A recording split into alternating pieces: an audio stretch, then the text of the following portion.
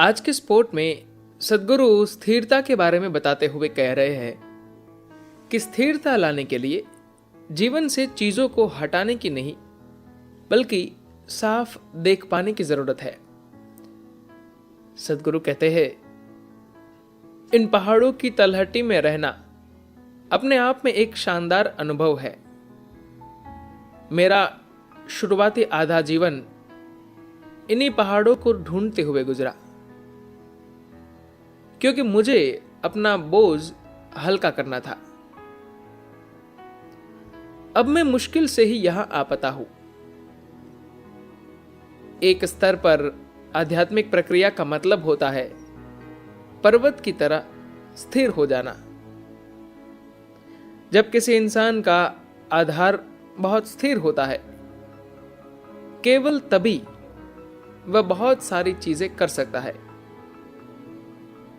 जीवन में आनंद तभी बिखर सकता है जब उसमें पूर्ण स्थिरता हो,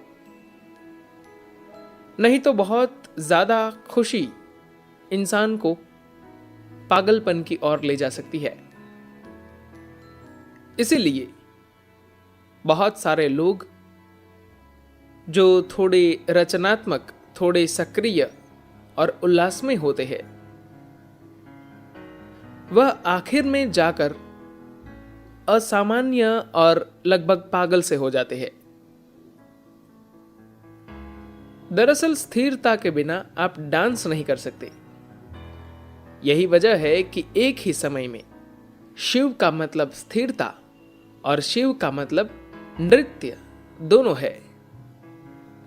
एक ऐसा विस्फोट जो विध्वंसक न हो केवल तभी संभव है जब स्थिरता हो। लोग अपने जीवन को काबू करके, उसमें कमी करके या कांट छांट करके उसे स्थिर करना चाहते हैं। यह आपकी दादी नानी का तरीका है, जो आपसे हमेशा कहती होंगी, अपने को काबू करो, तभी तुम में स्थिरता आएगी। बेशक अगर आप मर जाए तो आप स्थिर होंगे, मैं यकीन से यह बात कह सकता हूं। तो आमतौर पर जो लोग स्थिरता की बात करते हैं, उनका अस्तित्व घुटा हुआ है। एक तरह से वे कब्जियत वाला जीवन जी रहे हैं। क्या आप जानते हैं कि कब्ज क्या चीज होती है? इसका मतलब है कि यह थोड़ी थोड़ी हो रही है। इसी तरह लोगों के जीवन में खुशी, प्यार, परम आनंद यहां वहां से थोड़ा थोड़ा मिलता है। स्थिरता यह नहीं है कि आपने अपने जीवन को इतना सीमित कर लिया है, संकुचित कर लिया है कि आप स्थिर हो गए हैं। ऐसी स्थिरता से कुछ हासिल होने वाला नहीं। स्थिरता वह है जहां आप सब कुछ पूरी स्पष्टता के साथ देख सके। इसीलिए आदि योगी का जिक्र होता है, क्योंकि हम लोग स्थिरता के साथ साथ उल्लास से भरे नृत्य की बात भी करते हैं। यह इसलिए संभव हो पाया क्योंकि उनके पास 2 से ज्यादा आंखें थी। 3 तो नहीं, लेकिन 2 से ज्यादा आंखें जरूर थी। इसका मतलब हुआ कि वह आम लोगों से कहीं ज्यादा देख सकते थे। चूंकि वे ज्यादा देख सकते थे, इसीलिए स्थिर हो सकते थे। अगर आप चीजों का एक ही हिस्सा देखेंगे तो आप स्थिर नहीं हो सकते। तो सारी कोशिश बेहतर देखने की है। दर्शन का मतलब देखना होता है। यह पूरी संस्कृति इसी के बारे में बात करती आई है। आप मंदिर कोई अर्जी देने नहीं बल्कि दर्शन के लिए जाते हैं, जिससे आप बेहतर देखने के काबिल हो सके। बुनियादी तौर पर अगर लोग जीवन में सामने की चीजों को भी नहीं देख पाते, तो उसकी वजह सिर्फ इतनी है कि उन लोगों ने जीवन में बहुत सारी चीजों के साथ अपनी पहचान बनाकर रखी है। यह पहचान शरीर के साथ शुरू होती है, फिर आगे जाकर उसमें कई और चीजें जुड़ती है। जैसे ही आप किसी चीज के साथ पहचान बनाते हैं, आपके पूरे मन को यह समझ आ जाता है कि इसे सुरक्षित रखने की जरूरत है, और फिर वो पूरी तरह से उसकी सुरक्षा के लिए काम करने लगता है। अब आप पूछेंगे, तो मैं अपने देश के साथ, अपने धर्म के साथ और अपनी जाति के साथ पहचान कैसे खत्म करूं? पहचान खत्म करने के लिए आपको इन सारी चीजों को खत्म करने की जरूरत नहीं है। अगर आप अपने शरीर से अपनी पहचान खत्म कर लेते हैं, तो बाकी पहचान अपने आप खत्म हो जाती है। हर चीज आपके शरीर की सीमित चार दीवारी के साथ आपकी पहचान का विस्तारित रूप है। जैसे ही आप अपने शरीर के साथ पहचान बनाते हैं, बाकी पहचान अपने आप बढ़ने लगती है, और यह पहचान काफी तेजी से बढ़ती है। आप जो भी कर रहे हैं उसमें आपको जितनी ज्यादा सफलता मिलती है, यह पहचान उतनी ही तेजी से गहराती जाती है। जैसे जैसे यह पहचान बढ़ती है, आपका देखना उतना ही सीमित होता जाता है। आपके मन की दुनिया में चल रहा नाटक बड़े से बड़े स्तर पर चला जाता है, और आपको कोई चीज देखने ही नहीं मिलती। आपके अपने विचार और भावनाएं आपको खुद में डुबोए रखती है।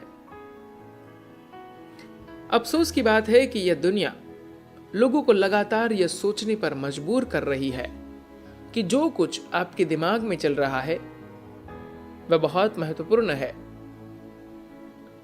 जबकि मैं लोगों को यह समझाने की कोशिश में लगा हुआ हूं कि आपके दिमाग में जो कुछ भी चल रहा है वो कचरा है। आप कहेंगे, नहीं सद्गुरु, मैं तो भगवान के बारे में सोच रहा था। यह सोच भी कचरा है। यह कचरा थोड़ा पवित्र हो सकता है, लेकिन यह भी कचरा ही है, क्योंकि आपके दिमाग में न तो भगवान आ सकता है, न ही शैतान, न ही देवदूत। वहां केवल विचार आ सकते हैं। केवल कोई मूर्ख ही एक विचार को पावन और दूसरे विचार को कुछ और कह सकता है।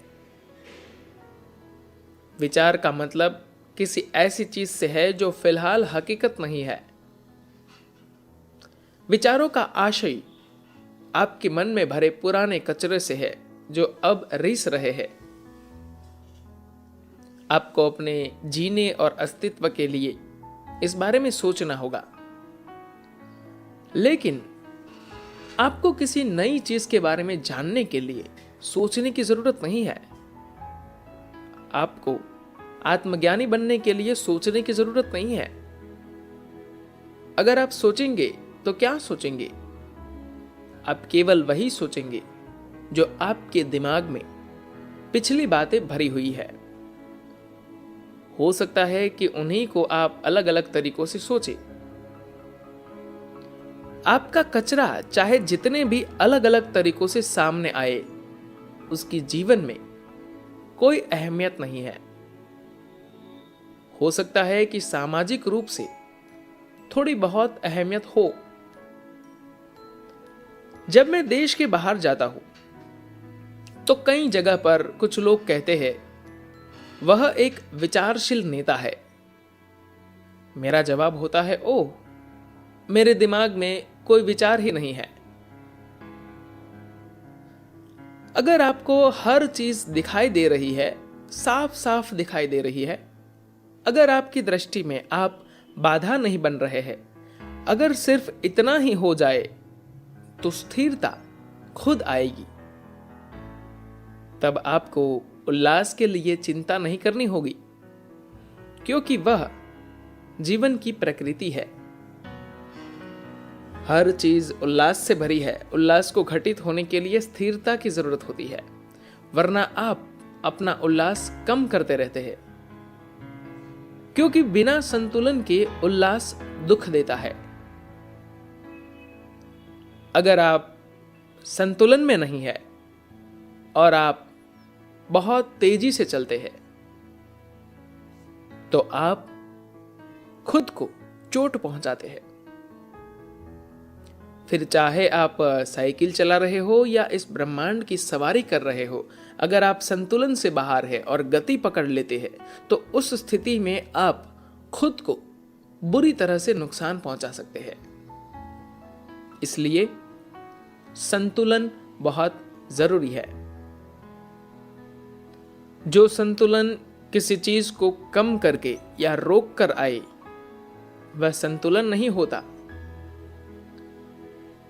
एक तरह से यह एक पैकेज्ड मौत है। यह काफी शालीन और गरिमापूर्ण लगती है क्योंकि मृत्यु हमेशा बहुत ही गरिमामय होती है।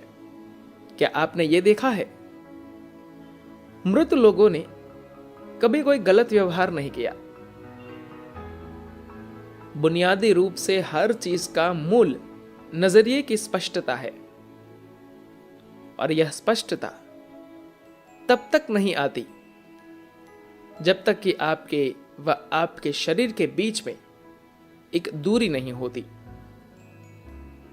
इस दूरी के न होने पर पहचानों के बढ़ने को रोका नहीं जा सकता। आपको इन पहाड़ों की ओर ध्यान देना चाहिए। आपको इन्हें देखकर दीवाना हो जाना चाहिए। हालांकि मैं इन्हें अपने पूरे जीवन देखता आया हूं, फिर भी मैं इन्हें देखकर पागल हो जाता हूं। या तो आप इन्हें देख नहीं रहे हैं या फिर आप इन पर सिर्फ नजर डाल रहे हैं। वास्तव में आप इनको देख नहीं रहे। एक बार शंकर पिल्लई ईशा योग केंद्र आए और उन्होंने कहा कि वे ऐसे कमरे में ठहरना चाहते हैं जहां से खूबसूरत नजारा दिखाई दे। तो काफी सोच विचार करने के बाद रिसेप्शन ने उसे चित्राखंड में एक कमरा दे दिया। अगली सुबह शंकरन जब सोकर उठे तो उन्होंने रिसेप्शन पर जाकर शिकायत की, मैंने आपसे एक खूबसूरत नजारे वाला कमरा मांगा था, आपने मुझे ऐसा कमरा क्यों दे दिया? उन्हें समझाने की बहुत कोशिश की गई। यह हमारे यहां का वो कमरा है जहां से सबसे अच्छा नजारा दिखता है। शंकरन का कहना था, अरे यहां नजारा कहां है, ये पहाड़ बीच में आ रहे हैं। पर्वत कभी भी नजरों के रास्ते में नहीं आते, बस आप अपने से परे देखने की कोशिश कीजिए। धन्यवाद।